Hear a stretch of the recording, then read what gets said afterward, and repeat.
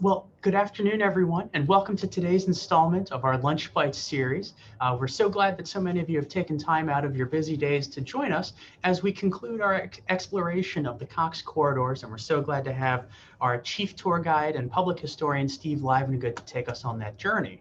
But before we get started with today's program, I'd like to go through a few of the technical housekeeping matters that help us use this Zoom webinar platform to engage with you, our audience, while we still are putting together in-person events, hopefully in the not too distant future. So again, if you've joined us before, this is familiar information, but if you have any questions for Steve, any queries you want to pose, you can put those in the Q&A section for Jane to pose at the end. If you have comments or if you have technical difficulties, if you feel like you're having trouble hearing us or seeing us, you can put that sort of information into the chat section of the webinar. So again, any comments, Steve may pose some questions in today's talk, which if you're responding to something he's asking, you can put that in the chat section. And any questions you want to pose to him should go in the Q&A section. So with that, it's now my pleasure to introduce the President and CEO of the United States Capitol Historical Society, Jane Campbell, to start today's program. Jane? Well, good afternoon. I hope everybody's staying cool on this toasty afternoon. We have really enjoyed the enormous partnership that we have with our listeners and our viewers, and thank you for being supporters of the Capitol Historical Society and patrons of history. We are so delighted that the fence is now gone from around the Capitol, and we are once again welcome on the Capitol grounds. And we hope that one day we will once again be welcomed inside the Capitol. But until that happens, we have our distinguished tour guide who has been taking us on a series of virtual tours, giving us in-depth information about all of the unique areas of the Capitol. And the Cox Corridors is, of course, particularly special to the United States Capitol Historical Society because it was commissioned by the Historical Society as early leaders. I can take no credit, it was well before my time, but early leaders saw that the corridors that connected the Capitol to the Senate were beautifully done in the Brumidi Corridors with all of that incredible art, and the corridors to the House didn't have the same kind of murals. And so Steve has been taking us through the Cox Corridors, and so that we can understand what's there and how that happened. So we are delighted to have Steve's expertise. For those of you who don't know, Steve has been giving tours of the Capitol for 50 years. For 25 years, he's been doing it with the Capitol Historical Society. And we just gave him a small tribute and celebrated his 25 years of service, which was not a retirement party. It was a stay here party. We love you and we're glad you're here. So Steve, take us on a walk through the Cox Corridors and tell us what we should know. Thank you, Jane. Let me share my screen here.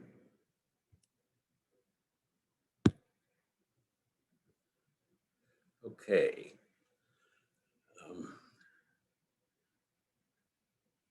Now I need to.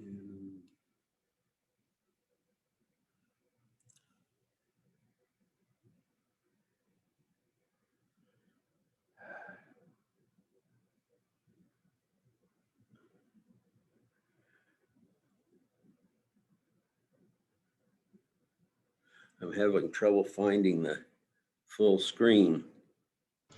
It's the icon in the top left, fourth from the left.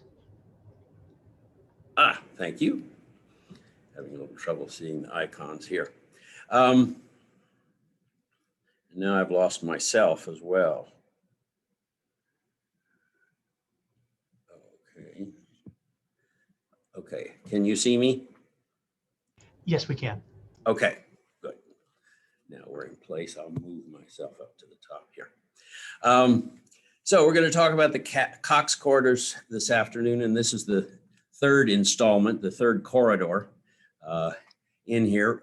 One of the people who's been watching this series has suggested that I point out that this is also a part of the Capitol that's not normally on a tour.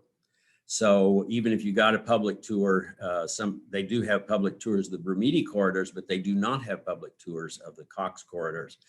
They're just really too narrow and busy to bring a lot of people in. So part of our purpose with these programs is to show you, the audience, what is available in the Capitol, but is in a part that is not normally seen. So we're really behind the scenes here. This is the Capitol building, of course. What we're going to be talking about are the Cox Corridors on the left here, done between 1971 and 1994. But we're also going to compare them a little bit with the Brumidi Corridors that are on the Senate side that were done between 1857 and 1880 by Constantino Brumidi. Once I get through talking about the third corridor, then I'm going to address a question that we've had. Who in the world was Allyn Cox, and how did he get to paint these paintings? And then, as you'll see, Allyn Cox died in the process, and the last corridor was done by Jeff Green, and I'll talk about his background as well. And that's why it took more than 20 years to paint these corridors, is because when Cox died, that they hired his assistant Cliff Young, and then Cliff Young died before he could do any painting, apparently. And so it took them a while to find an artist who was capable of continuing this. This is the floor plan of that ground floor of the Capitol. And on the right in orange are the Brumidi Corridors. And on the left are the Cox Corridors in blue. So that's what we're going to talk about. And we've already talked about the lowest of the corridors and the ones that run through the middle.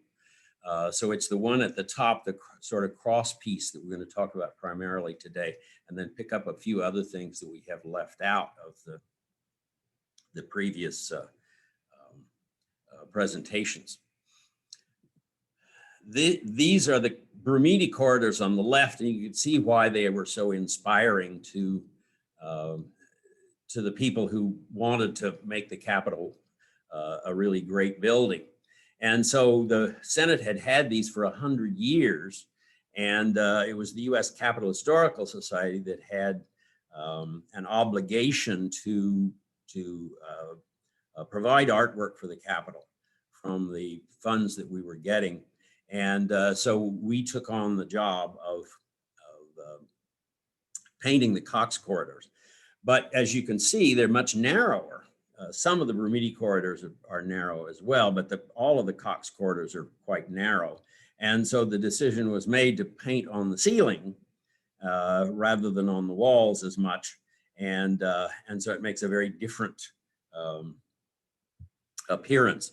By the way, that bust in the middle there in the left slide is Constantino Brumidi, the artist who did the Brumidi Corridors. And we will talk a little bit more about Allyn Cox. And then if we have time, I'll address some questions that I've gotten from people who've listened in the past. So here is Allyn Cox. He was born in 1896 and finished, he didn't finish the corridors, but he he died in 1982 after he'd done 2 of the 3 corridors. The photograph on the left is kind of iconic. This is looks very much like the sort of person that he was. And then you can see on the right, he is working on on one of the paintings that we've already seen. And so here again is the floor plan of the first floor of the building. And I'm going to talk about the parts that are in blue here. Over on the left is a part of a former self-guided tour brochure that told people where to find these things. And this is the only place I can find where these halls are labeled. So the one at the top is called Westward Expansion Hall, and that's the one we're going to talk about.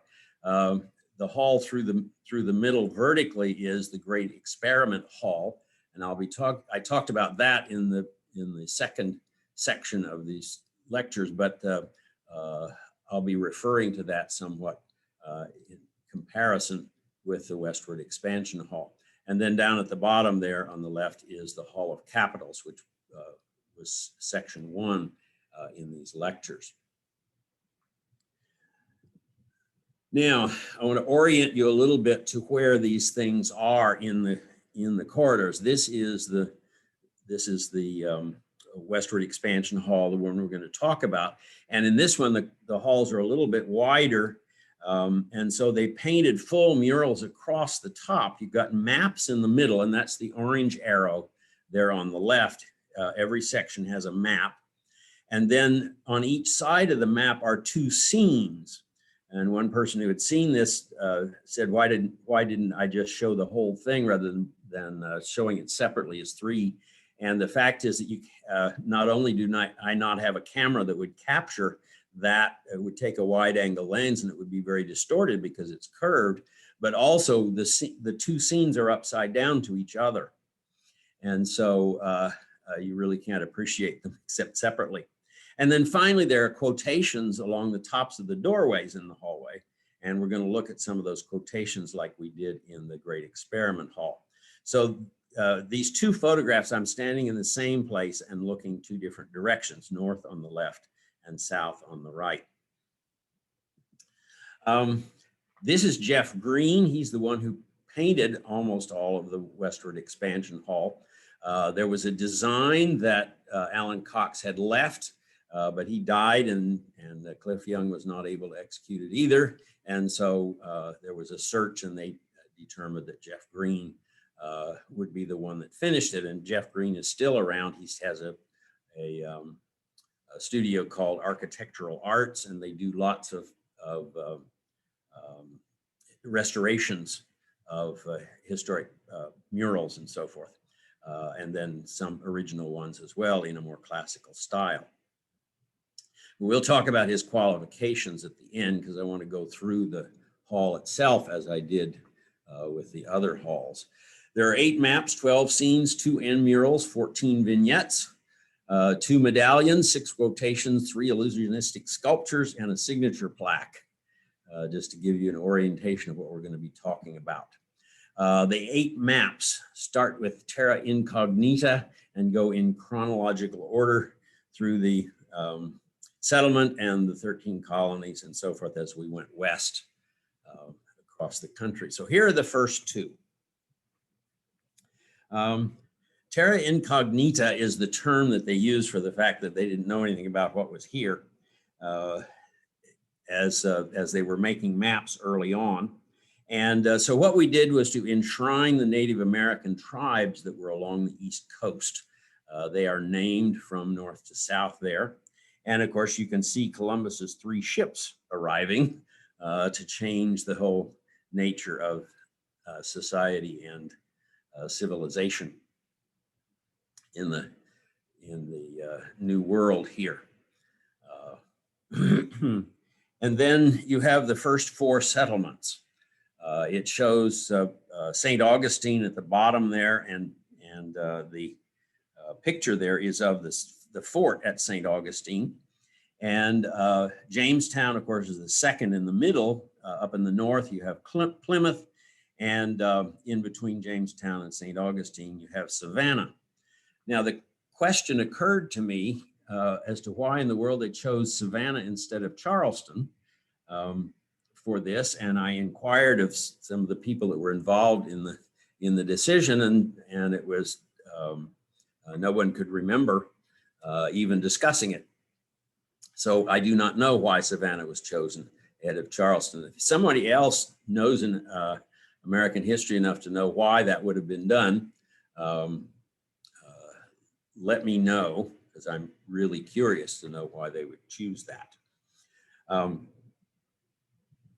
Then the 3rd and 4th maps have the first 13 colonies that at the time of the Revolution, and that wonderful drawing from Benjamin Franklin of the snake cut into 13 pieces, by which he advocated the bringing these 13 colonies together into one government.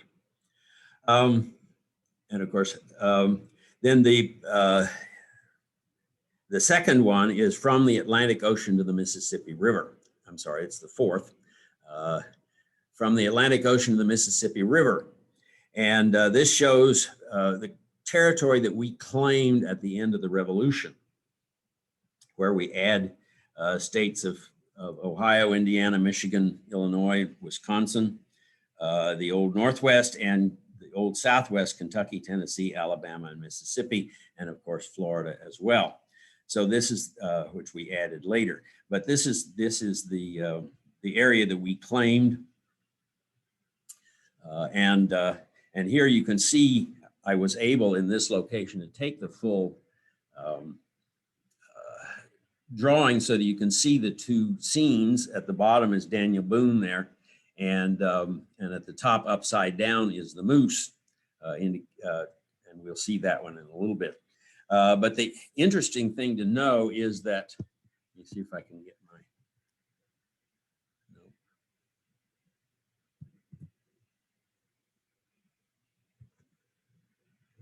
I was trying to get my little arrow here, but I can't, it's not appearing. At any rate, on the right-hand map, if you could see into North Carolina, you may be able to see that there's some markings in the west there, and that marks Daniel Boone's trail. His trail is actually marked on that map into from North Carolina into Tennessee, up into Kentucky, and to Boonesboro. That, of course, is the historic Wilderness Road. I found out not long ago that my family walked that road.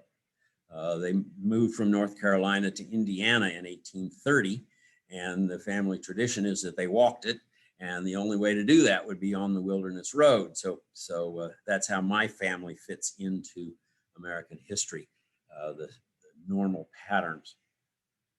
And so that's important for settlement there.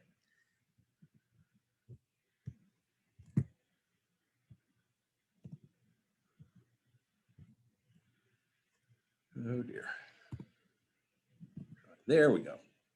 Okay, I have somehow expanded this. Okay, the next one is Central North America. And of course, this refers primarily to the Louisiana Purchase. You've got Minnesota Territory up there, Iowa and Missouri, Arkansas, Louisiana, and Texas. And the territories of Minnesota, Kansas, Nebraska, and these make up the Louisiana Purchase. On the right then is the from Texas to the Pacific Ocean, which gets us to the states of California and Oregon, and then Nevada followed next. And you have territories for Utah, New Mexico, Washington, Colorado, and Dakota.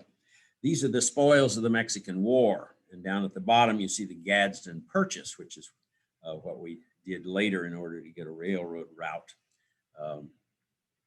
through to the West Coast.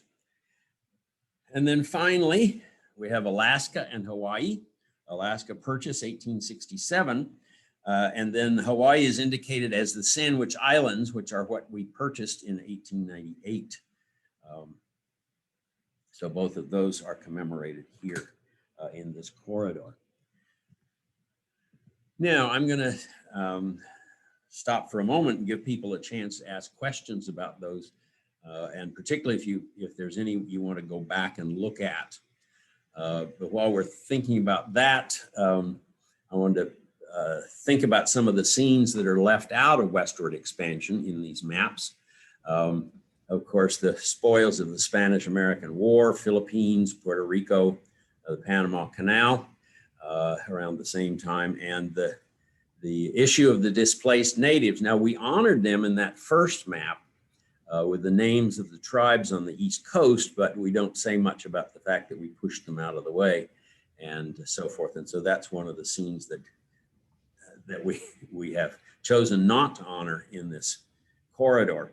And then a question that we'll return to is what other themes in U.S. history could be commemorated with a corridor as we do westward expansion?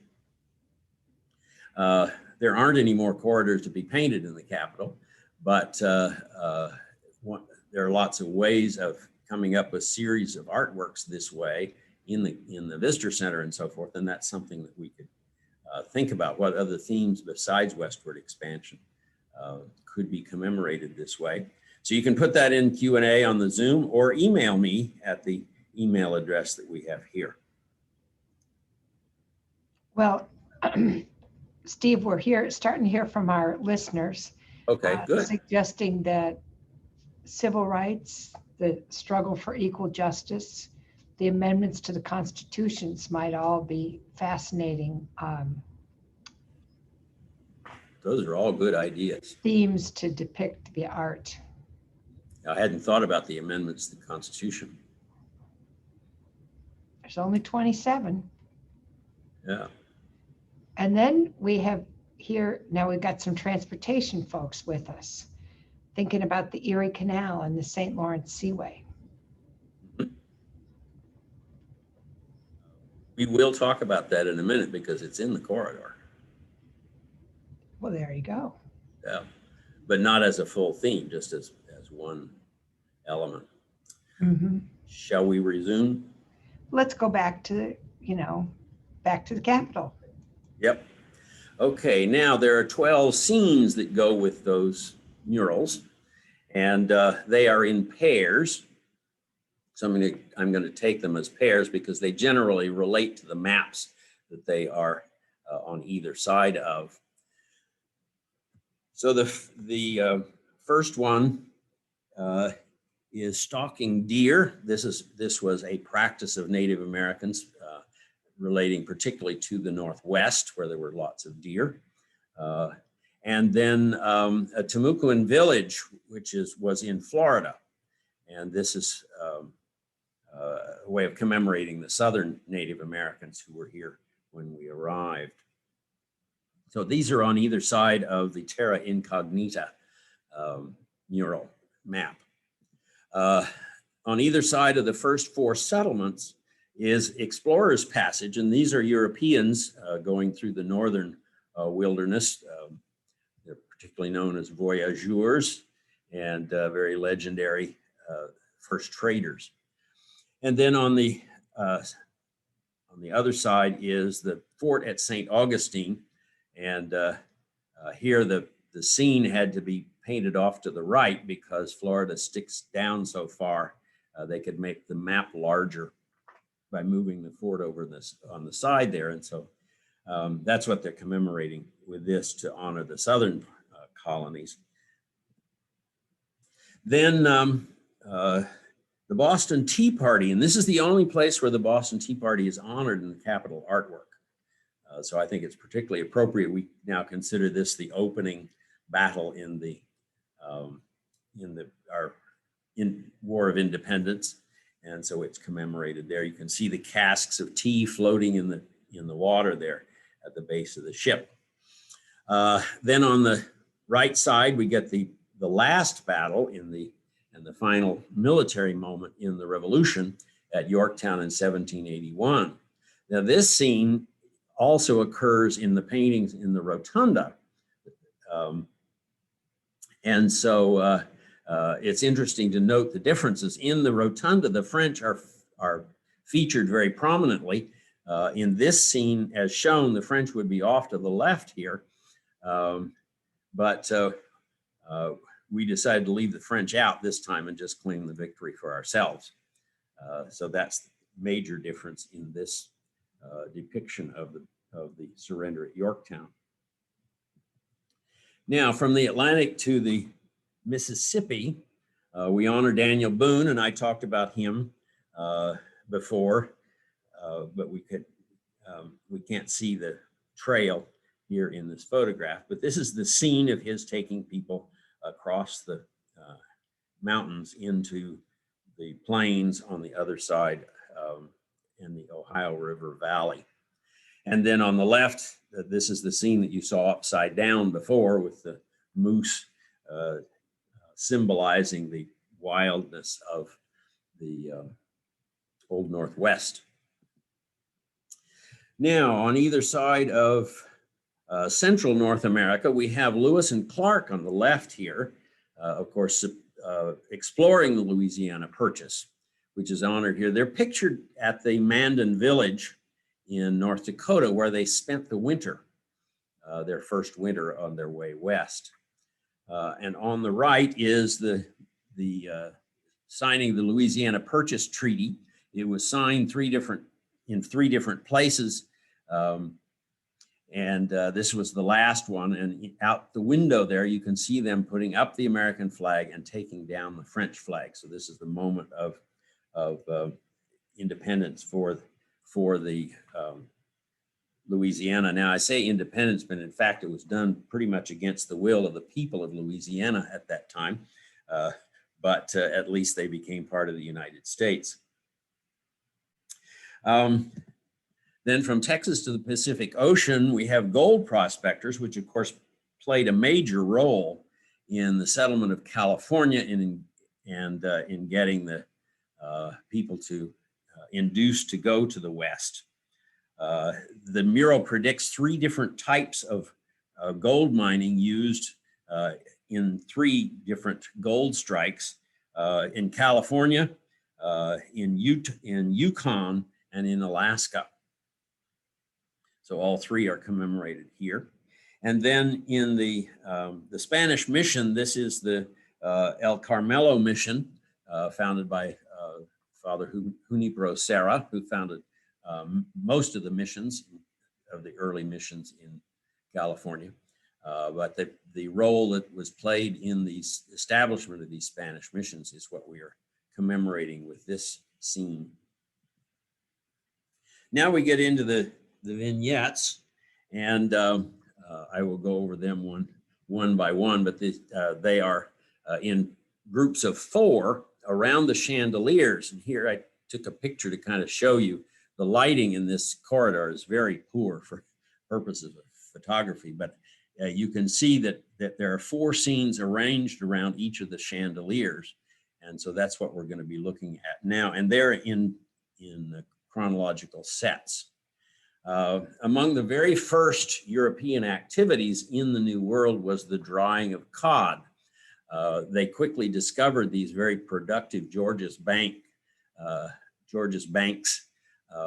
fisheries out in the Atlantic. And so the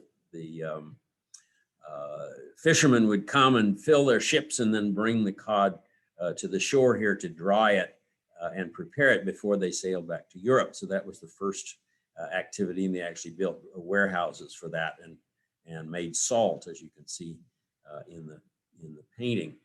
And then the hunting of game, and of course the great American bird for game purposes is the turkey.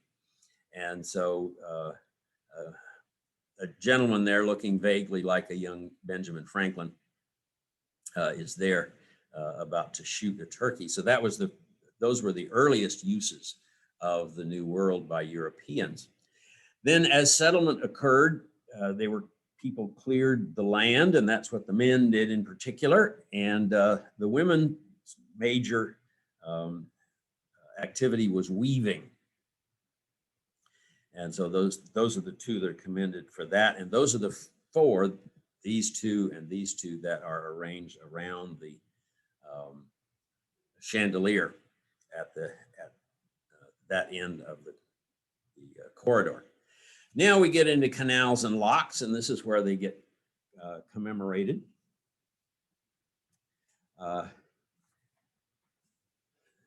was reading the other day that the United States still has more commercial waterways than all the rest of the world put together. That hardly seems possible to me, but so I did not check that fact. If anybody knows that that's not correct, let me know. But that was the statement that was made, that the activity in this period, pretty quickly after settlement, is still important in the history of transportation. And then once you were settling outside the forest area where there was lots of water, there were sod houses, and that is something that's unique to settlement in the United States. Since I'm from Kansas, that's very familiar to me. I identify with that a lot as part of our history. Now, as things got more settled, we began to have land grant colleges. And at one point, there were more colleges in the United States than there were in the rest of the world.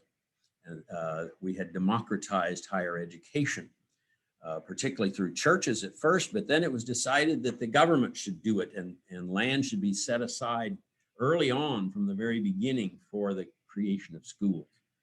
And the land grant colleges, of course, came in the 1860s when the federal government decided to help provide funding for universities in each state rather than having one big national university.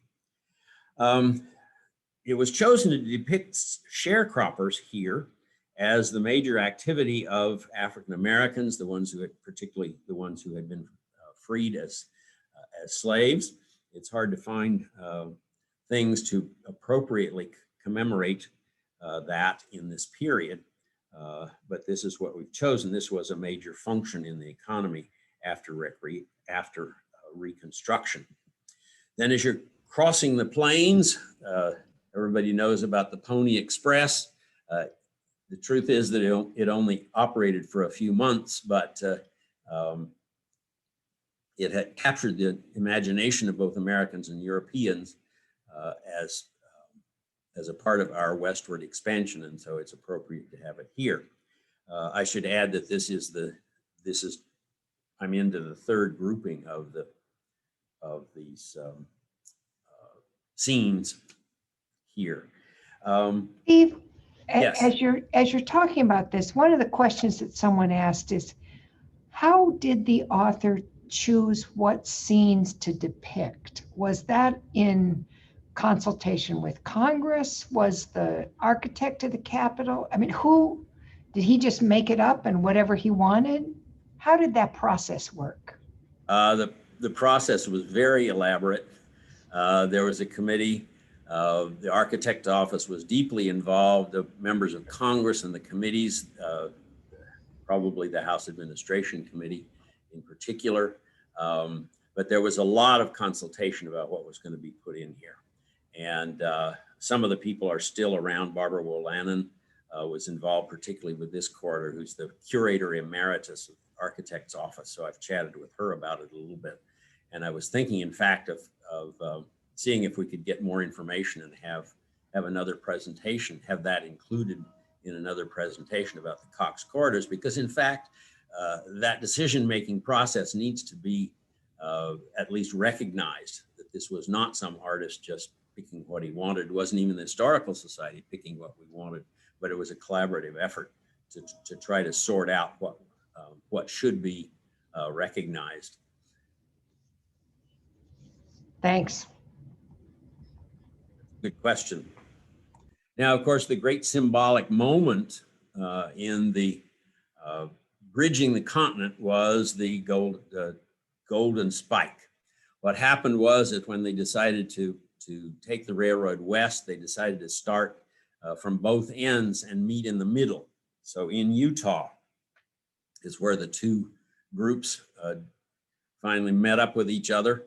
And this is the scene where there are famous photographs of this. And this is kind of a cartoon of the photographs that we have of the driving of the Golden Spike to commemorate having bridged the continent and bringing civilization to the area and being able to move people and goods across the continent without having to go down to Panama and climb up the mountains and back down and then sail up the west coast or sail all around Cape Horn at the bottom of South America. That was the way one got to California before this moment. And so this was a big moment that we'd spent a lot of money and effort on. The government, of course, subsidized the railroads and gave them land and so forth so that they would have the capital to complete this project. So it's a big moment in American history and one that we want to commemorate here. Covered wagons. This is the way a lot of people move west. I'm old enough that my grandmother went in a covered wagon from the end of the railroad down to the area where they were hoping to find some land. And that was probably about 1900, 1902. And so there's a lot of folklore and so forth connected with the covered wagons and the westward movement of ordinary people with this means of transportation. Finally, the Indian ceremony. This is, of course, a pueblo. The Indians are doing a dance here. That's the way they decided to symbolize the Native Americans. And here, at least, they get recognition. And the Pueblos, at least, were not driven out of their lands the way many of the other Native Americans were. Now, finally, next to the Alaska and Hawaii murals are one depicting Alaska. We have the fur trade and, of course, the totem poles that are well known in amongst the Native in the Northwest of our country, and an island dance commemorating Hawaii as one of the things that we could depict to honor that part of our country. So those are all of the scenes, the vignettes that we have added to this hallway to illustrate the westward expansion of our country. And again, I'm going to stop for questions in case anybody has them, and we think about what vignettes could be in a new Cox corridor, and are there any of these that should be taken out, and what other theme in U.S. history could be commemorated. So I'll stop there for a moment. Do we have any questions up yet, Jane? We've got a couple of questions about the photograph of the the painting of the Golden Spike, noting that the Chinese immigrants who were so much a part of building the railroad do not appear to be depicted. Do you know if that was intentional or just an oversight? Was there any conversation in the deliberative process? I do not know. I have not asked about that. It would, as you can see, they were including as much as they could. I don't know how much recognition there was in that period about the Chinese. Most of what I've seen about the Chinese labor has been historical recognition since then. So I don't know if it was considered. That would be a good question we should ask. And we have some records of the process of doing the Cox Corridors. So we might get some researchers to go through our records in our archives at the American University. And then the other question is, someone noticed that there seemed to be several dogs in the paintings. Is there any thought about that? Well, there's one in Alaska, and of course we know the dogs were the major beast of burden for the Alaskan natives, and certainly there were lots and lots of dogs. I think that looks like a lamb to me. That looks like a lamb to me too. Yeah, but there were lots of dogs that went along with the wagon trains, of course, and the Native Americans, the Pueblos, probably kept dogs as well. I don't see any dogs in these scenes. I don't see it. Not one in there, although there should have been, because definitely there were dogs on the canals and Dogs inside houses. None here, but that's. I think the person seemed to have seen only one dog, but they saw it most recently. You know, Yes. It's yes. eyewitness, the tricks of eyewitness. That's why eyewitness behavior, testimony is never enough to convict. Yes. But in fact, that's a good point. I had never thought about honoring the animals that have helped along the way as well. But that would probably be pretty popular considering their popularity on Facebook. Our dog advocate said there was a hound in the hunting scene. Okay. So we might have missed it. And now we're going to hear from the cat people because there's not a single cat in there. Well, it's because the demon cat was trying to put it all together. Oh, right. Yes, that's probably why. They were afraid of arousing the demon cat. Shall we move on? I think so. Okay. Now, the next thing we have are the quotes. And here I took one photograph to show you how they are arranged in the corridor. You'll have the scene at the top, which in this case is gold prospectors, and then a quotation right above the door, and then the top of the door. And in this case, it's the very famous quotation from the New York editor, Horace Greeley, "Go west, young man, and grow up with the country." And that defines a particular dominant viewpoint in this period in our history, where if you wanted to really understand America, you had to go out in the West and experience that. So here are the first two. Carl Becker was a famous historian, particularly of westward settlement. And he's quoted as saying, "To venture into the wilderness, one must see it not as it is, but as it will be." And of course, that's the viewpoint that took us to the West, but then we realized what we were desecrating by doing that. And you come up with a conservation movement that says that we should not look at it as it will be, but keep it as best we can. So that's one of the conflicts that comes up as our viewpoint changes across history. Thomas Jefferson said, "A rising nation spread over a wide and fruitful land, traversing all the seas with the rich production of their industry." This is a quote that talks about what inspired Jefferson to carry out the Louisiana Purchase, is that he had this vision of a nation spread across the land. And then Crèvecoeur, Hector St. John de Crèvecoeur, was a Frenchman who came to America and became a farmer, but wrote about it for Europeans. And so he's most famous as an author, but in fact, he considered himself an American. He said, "Americans are westward pilgrims who are carrying along with them that great mass of arts, science, vigor, and industry." What he's meaning is civilization here. And we thought of ourselves as civilizing the West, which was wild. And this is one of the dichotomies in our history. Then this wonderful quotation from Catherine Lee Bates in her poem, "America the Beautiful."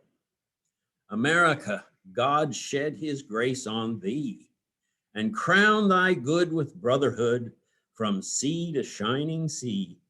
And I still can't read that without tearing up.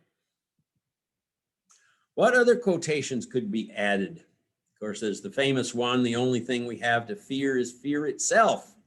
But that's a negative viewpoint. It's important in our history, but not one we may want to commemorate. More likely would be, "Ask not what your country can do for you," or "We seek to do these things not because they are easy, but because they are hard." Those are both from John Kennedy. And are among those quotations, are there any that should be replaced? So again, if you have any questions. Think about that in terms of one of the suggestions from our listeners is that we might commemorate the immigrants coming to Ellis Island, and that would lead you to the quotation of, "Give us your tired, your poor, your oppressed, yearning to breathe free." Yes. Well, I'm not quite done yet, so we will get there. Okay, well, I'm just telling you what the Yes, that's good. Yeah. The folks are, and the other suggestion from the listeners is commemorate the migration north of African Americans as they're Yes. seeking. Okay, now I did this diagram of the Westward Expansion Hall because I used the published diagrams of the other two halls when I talked about them, but I can't find a published diagram of the Westward Expansion Hall. So what I'm doing is picking up the maps, of course, go across in 8 different sections, but there are other artworks that I'm going to be showing. And so I kind of wanted to show you how they're arranged here. We've already looked at the quotations, and so I put them on here. You can see the 5 of them and the way they're located. But then I'm going to show you the other things, the other artworks in this hall. These are the 2 ends, and you can see on the left are the Vikings. This is the north end of the hall, and above that a bust of Montgomery Meigs, and I'll show you that up close. On the right, I've got the south end, and the lighting and the situation is so bad at that end that I wasn't able to even get a good photograph. But that's the elevator that's at the end of the corridor here, and I will show you a good close-up of that trompe-l'oeil drawing, which is in fact about the Ellis Island. So on the left, the Vikings here, you can see it up close. When the earlier decoration was done in the 19th century, there were only an oral tradition that the Vikings had actually come to the New World. But since between that and the time when these murals were painted, we documented, we found Viking villages and evidence that that the Vikings had actually been here. So we decided they should be commemorated. And then in fact, the climax of Westward Expansion is the immigrants, because we had established this nation spanning the whole continent. We're happy to fill it up with lots of immigrants. And you can see the immigrant ship arriving and passing the Statue of Liberty and going to New York, where many of the immigrants arrived. So this is the way we have commemorated the immigrants. These are the 2 busts that are done, one at each end of this hall, commemorating some of the men that were involved in the creation of this. Montgomery Meigs is the engineer who carried out the plans for the extensions of the building and the rotunda. And so he is commemorated here. He's the one that wanted to decorate the Capitol in this elaborate style. And he hired Constantino Brumidi. His office was actually in this corridor, the Westward Expansion Corridor. And so the first Brumidi fresco is in an office just off that corridor. On the right is Allyn Cox. As I said, he died in the process, so they decided to commemorate him with a bust in this hall as well. This is the signature plaque that Jeff Green put in to honor his work and the work of his studio in doing this particular corridor. The Cox bust is off to the right in the photograph here, and so they are together in the corridor. But Jeff Green did this, and I couldn't get a good shot of it, so I copied the text here. As you can see, Jeff Green put his own name, and then these other 7 people worked with him on painting this corridor, and so they get their names honored here. In a couple of the lunettes, we have this same design, but without a plaque on it, so we could add other things as time goes on if we want to commemorate them. And again, here's I'm showing you that on the far left is the Meigs medallion, on the far right is the Cox medallion, and the 2 drawings of the Vikings and the immigrant ship there below them, and the signature plaque up in the upper right. Now, here are a few people that came to mind for me that should be commemorated. The first big group of immigrants were the Irish from the potato famine. And of course, we've talked about the Chinese laborers, who then became the first group to be excluded from the United States. Philip Reed, the man who participated in the creation of the Statue of Freedom, that's a whole story in and of itself. But he is so symbolic because he was an enslaved man who worked on the Statue of Freedom and then got his freedom while he was working on it and helped install it on top. So he would make a good person to recognize for his role in the Capitol as surely as Allyn Cox and Montgomery Meigs. For Westward Expansion, Laura Ingalls Wilder is a character that we all know and would represent in particular, the women who contributed to the Westward Expansion. I mentioned the exodusters. These were the enslaved, the freed enslaved people who decided to go west themselves, were not successful. There's some evidence left of these exodusters, but that was the first attempt at a great migration and it failed. But the Great Migration, of course, from Southern labor to Northern factories is something certainly that ought to be commemorated.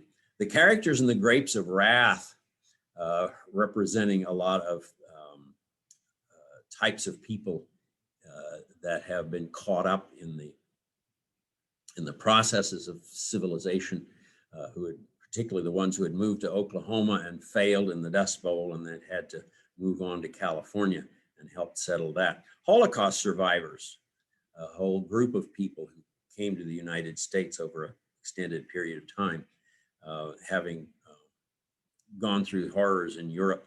Cuban refugees, Salvadorans, Vietnamese refugees, and the Peace Corps are other things that I thought of. So again, if anybody has any thoughts on that, you can send them to me or put them in the chat now. We've got a couple of more thoughts, and we're coming close to the end of our time, so we're just about up against it, but I wanted to share with you a contribution of quotes that might, would be lovely to have. The arc of the moral universe, though it be long, bends toward justice. Oh, yes. You know that one, Martin Luther King. Yes. And that a group of people that we would probably want to identify had we the resources to do something would be John Muir, Rachel Carson, Aldo Leopold, the great conservationists. Yes. And then think about, the hidden treasures, the women scientists. And I know there's an astronaut who's in the Statuary Hall collection. And there are some astronauts, the Challenger astronauts are in the Brumidi Corridors now. Okay, I was going to say, I knew that in one of the corridors we had astronauts, so. Yeah. We got about 5 minutes, so why don't you kind of figure out the best way to wrap this? Looking through my notes here while I was listening, and one of the things I skipped and should have mentioned was in that lunette opposite Jeff Green's signature panel would be a place where we can commemorate in the architects of the Capitol that have not been honored so far. Mm-hmm. The Hall of Capitals has all of the previous architects of the Capitol, but there isn't room to add any more in the same way. And so we've got 3 of them, Alan Hantman, Stephen Ayers, and Brett Blanton, who have not been commemorated in the Capitol yet. And so at least the 2 that have retired could be honored in that particular lunette. We do have space for that would be appropriate.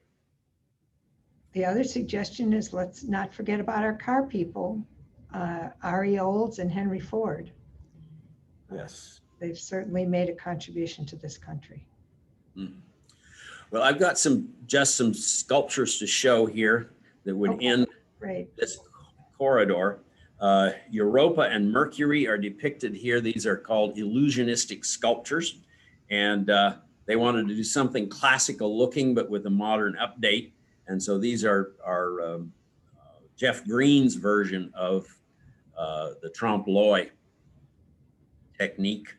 And he also did Neptune. And the photograph on the right shows you where Neptune is positioned. It's taken as you're coming down the stairway. There's a grand staircase that ends in this corridor. And as you're coming down the staircase, this is what you see is Neptune there, sort of greeting you as you get into the Westward Expansion Hall. So I think we can wind that up. And what I did not do is to talk about the origins of Allyn Cox and Jeff Green, their background, and then answer a couple of questions. I've got a section on what is a fresco and a section on what is trompe l'oeil. And so I've been using those terms, but it was pointed out to me that I haven't really defined them. And so that's something that I'll be prepared to look at in the future in Lunch Bites.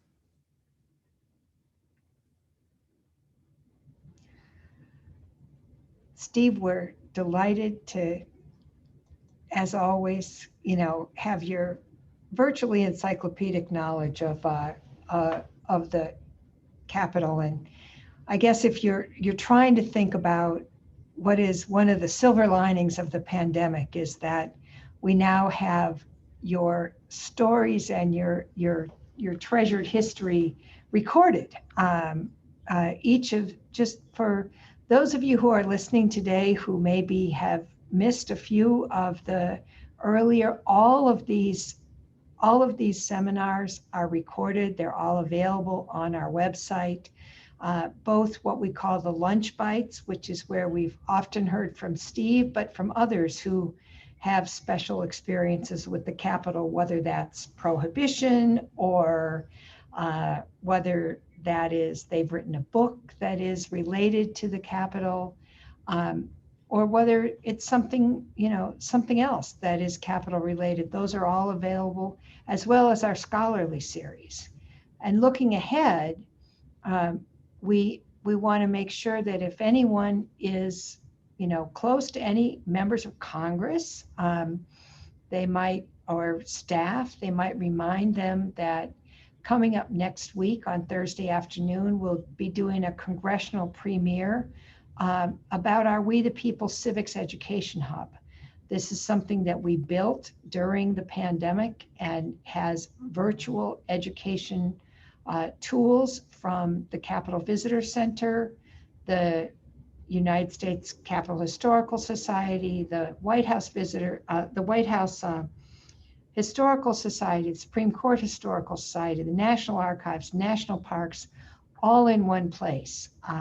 And so that is coming up, and we're going to explain that to all of you because we realize that this is something that has been so important.